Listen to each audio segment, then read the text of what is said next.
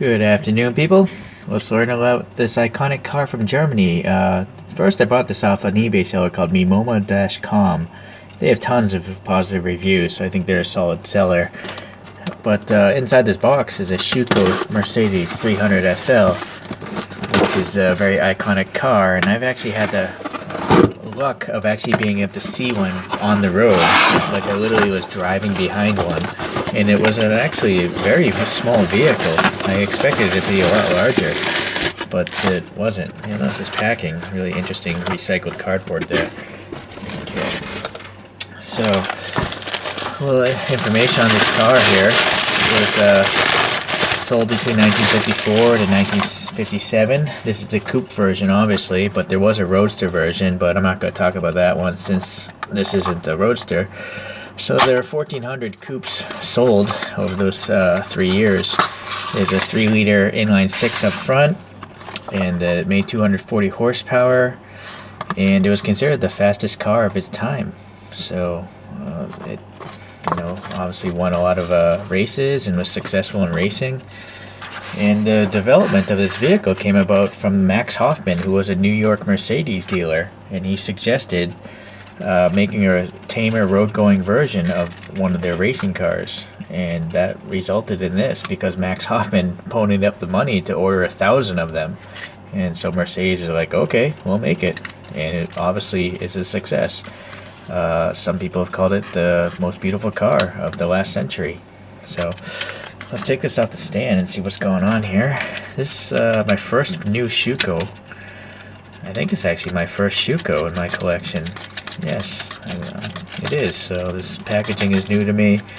I kind of like this packaging. It's not good for storage, but I just like the fact that it's there's not much plastic being wasted and thrown into the ocean. A little statistic, by 2015, there's going to be more plastic in the ocean there than fish. That was a statistic I found online. So plastic packaging is one of the devils or evils of the modern world. So as this spins around, just talk a little bit more here, and as I angle the camera down before I pick it up and look at the minor details. This thing sold for $6,800 or so back in the when it was sold new, which is about 66,000 US dollars in today's money. So that's quite a bargain for something like this. I mean, if they redid this and sold it for 66,000, they would sell millions of them. The SL within the name 300 SL means super light in German. Super light. I'm not sure if I'm pronouncing that correctly. It has a combination of steel and a tube-frame steel frame, as well as a steel chassis and a lot of aluminum body panels, but not entirely. And the design of this car, now we'll get into some details here, was all about aerodynamics. That's what they learned from the racing car before this car. So the cabin is pretty narrow, and the tube frame going around it is pretty wide, so it has really wide sills, and that's why it had to have gull-wing doors, because the sill was so wide. You wouldn't be able to reach the door handle if they had swing-out doors in a traditional sense. Also, these eyebrows are called, I guess, over the wheel wells are supposed to be for aerodynamics and also to just break up the slab-sidedness of the vehicle. Supposedly it actually helped keep grime from hitting the windows in poor conditions. So that's what I learned on the internet there. Well, let's now take a look here at the details of the car. So the silver seems pretty nice. I just did a recent video on a Kyosho silver car, and it was the Porsche 356, and it has really splotchy paint. I don't like it, but this silver is pretty even and uniform. I'm okay with it. It's a pretty large metallic flake. The wheels, there's no suspension, I'm learning that now, but the wheels do look nice. They have the Mercedes 3-star there. I'm wondering if it's molded in. Yeah, I think that is molded, so there's dimensionality to that. And there's some indication of the spoke holes. It's not actually open air though, nor is it painted black, but it seems alright. This side vent here, yeah, it is physically molded in there into the diecast itself. the door handle there. I don't know if there's paint on it though because it's a silver car. Okay.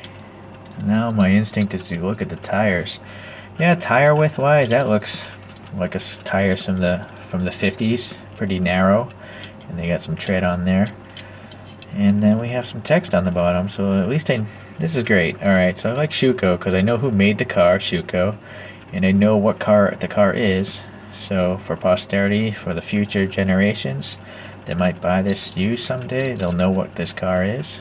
Some details here. And for you modifiers, you can take it apart with the screws, so that's great too.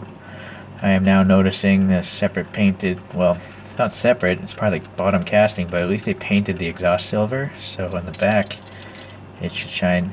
Well, yeah, it's definitely noticeable on the back end.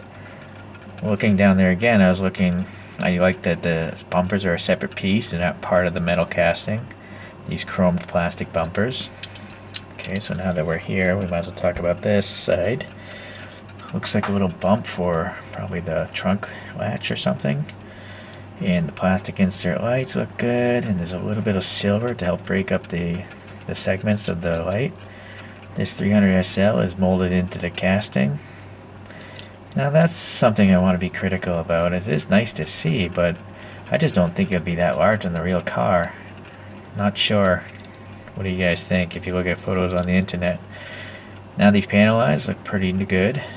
They look a little wide, I guess, but it's within the acceptable norm of 1/64 scale collecting, and they're not super filled in with paint, so that's good. Alright, let's see if this side, yeah, no issues there. I wonder if that rear bumper is supposed to angle up like that. It's not horizontal. I don't know if it's supposed to be horizontal. The front one looks horizontal. Not sure. Alright, let's talk about the front then. Okay, so yeah, this chrome plastic is well done. Very nice. No over chroming or no lack of chrome, which is very often happening in the scale. So yeah, the clear lenses, very good, and then the chrome surround, very good. These little white running lights though, or turn blinkers, turn signals, those are just part of the casting and they're hit with silver. I'd imagine they must be transparent on the real car. So then we have the blue Mercedes star there, so that looks alright. And then yeah, this looks okay as well. So something contaminant in there, but it's not so bad.